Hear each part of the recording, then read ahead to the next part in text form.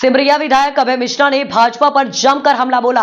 उन्होंने आरोप लगाया कि भाजपा नेता संजय पाठक की कंपनी ग्लोबल और महाकाल बालू के कारोबार में मनमानी कर रही है। उन्होंने कहा कि भाजपा 70% विधायकों को बालू माफियाओं से जिंदा, छोटे कार्यकर्ताओं को छोटे मोटे कामों में उलझा रखा है। अभय मिश्रा ने आरोप लगाया कि संजय पाठक की कंपनी टेंडर में धांधली करती है।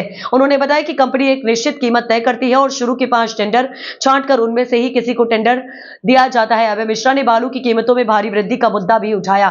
उन्होंने बताया कि 2 महीने पहले बालू 23 रुपए में बिक रही थी, जो आज 38 रुपए तक पहुंच गई है। उन्होंने कहा कि प्रधानमंत्री आवास योजना के तहत घर बनाने के लिए 1.5 लाख रुपए मिलते हैं, लेकिन बालू की इतनी महंगी कीमत के कारण गरीब लोग घर कैसे बनाएंगे। अभय मिश्रा ने बताया कि उन्होंने मुख्यमंत्री और खनिज विभाग के डायरेक्टर से इस मामले की शिकायत की, लेकिन उन्हें कोई संतोषजनक जवाब नहीं मिला। उन्होंने कहा कि इससे भाजपा की स्पष्ट नियति दिखाई देती है। आज मैं आपको बालू का खेल समझाता हूँ। बालू का खेल ऐसा है, असीमित पैसा कमाने वाला खेल। सरकार का असली खेल यही है। भारतीय जनता पार्टी के 60% विधायक ये बालू माता से जिंदा है। उनके बाल बच्चे, उनका परिवार, छोटे कार्यकर्ताओं को तो मध्याह्न भोजन, रसोइयाँ और विभिन्न सारी योजनाओं में उलझा रखा है। खाद्यान्न का जितना बड़ा काम है, वेयर हाउसिंग, चावल का काम, और जैसे महाराष्ट्र में टोलों का काम नेताओं के पास, ऐसे यहाँ मुख्य रूप से आधी विधानसभा खाली हो जाएगी अगर बालू से हट जाएगी। ये इनका सब पेट बंद हो जाएगा। अब ये खेल क्या करते हैं कि किसी एक कंपनी को ले आए, जैसे ग्लोबल को ले आए, महाकाल को ले आए। महाकाल आदरणीय संजय पाठक जी एंड कंपनी है, कई लोगों का, कई नेता हैं। ग्लोबल सहकार ग्लोबल में भी आज बहुत सारे नेता हैं। ये क्या करते हैं कि पहले उसकी एक ऑफसेट प्राइस फिक्स कर लेंगे कि मान लीजिए उसको कर दिया 50 करोड़, 60 करोड़, 60 करोड़ पहले ही दवा करेंगे। 150 करोड़ है, 60 करोड़, और उसमें जो टेंडर डालेगा उसके बाद जो शुरू के 5 टेंडर होंगे या 7 होंगे, उनको छाटा जाएगा, फिर उन्हीं को कंपटीशन होगा। अरे भाई, जब ओपन कंपटीशन है, औरों विभागों में हो रहे हैं, ओपन ऑक्शन ज़मीनों के बिक रहे हैं, तो जो चाहे वो डाले, तो यहाँ क्या दिक्कत है? साथ पूरे में कंपटीशन कराओ ना। जब ओपन ऑक्शन होगा ऑनलाइन, तो जितने अधिक लोग होंगे उतना फ़ायदा होगा। पर नहीं, अब उसमें से 7 कर लिए। अब मान लीजिए कि ये बालू के मान लीजिए खिलाड़ी, इन्होंने क्या किया कि शुरू में ही उतना रेट दबा दिया ताकि हम शुरू के 7 में आ जाए, और उसी से सटे 6 लोगों को और डाल दिया कि हम शुरू के 7 में हमारे इनसे कोटा फुल हो जाए, तो कंपटीशन का मामला ही ख़त्म हो गया। अगर कभी ऐसा नहीं हो पाया, धोखा से फंस गया, तो फिर आपस में रिंग बन गई। अब यहाँ पर अनूपपुर की खदान, कटरनी की खदान और उमरिया की खदान संजय पाठक जी के महाकाल ग्रुप के पास, इनके पास सहकार ग्लोबल के पास, जिसमें बहुत सारे नेता हैं, रिवैया से लेकर तमाम ही हैं, सीधी पूरा समाया है भारतीय जनता पार्टी का। इनके पास सिगरौली, सीधी और व्यवहारी।